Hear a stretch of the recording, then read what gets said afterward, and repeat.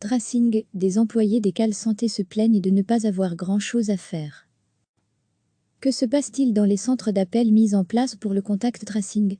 Pas grand-chose à en croire des personnes qui y sont employées. Le suivi des contacts a été créé pour ralentir la propagation du Covid-19. En Wallonie, c'est l'AVIC, l'Agence Wallonne pour une vie de qualité, qui supervise la mission des cales santé. Près de 450 personnes ont été recrutées pour y travailler. Mais certaines s'interrogent sur leur utilité, tant leur travail se résume actuellement à peu de choses. Nos deux témoins travaillent au call center de suivi de contact de Liège. On a en moyenne un appel le matin et un appel l'après-midi. Puis le reste du temps, on ne fait rien. Pour le moment, je n'ai pas l'impression d'aider qui que ce soit. Dans un premier temps, on nous a expliqué que c'était parce que c'est normalement un système qui doit mettre 3 à 6 mois à se faire. Ici, on a eu plus ou moins une semaine. Ensuite, on nous a dit qu'il y avait un problème d'informatique. Qu'il n'y a peut-être pas assez de tests qui sont faits. Enfin, de multiples raisons. Et depuis quelques jours, on nous dit qu'en fait, si on est là, c'est pour être prêt pour la deuxième vague. Le personnel commence à craindre des pertes d'emploi.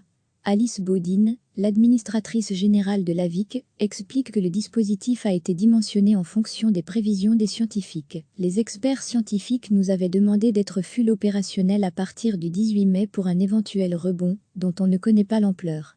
Les calculs ont été réalisés sur la base d'une moyenne de 450 cas par jour. Donc l'objectif, c'est de pouvoir répondre pour le moment où on risque d'entrer dans cette phase d'épidémie. Comme on est encore en phase de déconfinement, les chiffres sont encore relativement bas pour l'instant, mais les semaines à venir sont des semaines dangereuses. Les personnes qui font le tracing, c'est un peu comme les pompiers, ils attendent, mais, quand il y a le feu, on espère qu'ils arrivent rapidement. Si l'épidémie reprend, on doit avoir un call center qui est full efficace. Si le déconfinement ne provoque pas un nombre de cas important, c'est sûr qu'on va devoir adapter le nombre de personnes. Mais pas question, on l'aura compris, de le réduire trop vite.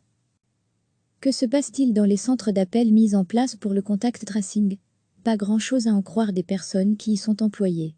Le suivi des contacts a été créé pour ralentir la propagation du Covid-19. En Wallonie, c'est l'AVIC, l'Agence Wallonne pour une vie de qualité, qui supervise la mission des cales santé. Près de 450 personnes ont été recrutées pour y travailler.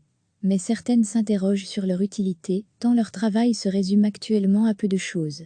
Nos deux témoins travaillent au call center de suivi de contact de Liège. On a en moyenne un appel le matin et un appel l'après-midi. Puis le reste du temps, on ne fait rien. Pour le moment, je n'ai pas l'impression d'aider qui que ce soit. Dans un premier temps, on nous a expliqué que c'était parce que c'est normalement un système qui doit mettre 3 à 6 mois à se faire. Ici, on a eu plus ou moins une semaine. Ensuite, on nous a dit qu'il y avait un problème d'informatique. Qu'il n'y a peut-être pas assez de tests qui sont faits. Enfin, de multiples raisons. Et depuis quelques jours, on nous dit qu'en fait, si on est là, c'est pour être prêt pour la deuxième vague. Le personnel commence à craindre des pertes d'emploi. Alice Baudine, l'administratrice générale de l'AVIC, explique que le dispositif a été dimensionné en fonction des prévisions des scientifiques. Les experts scientifiques nous avaient demandé d'être full opérationnels à partir du 18 mai pour un éventuel rebond, dont on ne connaît pas l'ampleur. Les calculs ont été réalisés sur la base d'une moyenne de 450 cas par jour.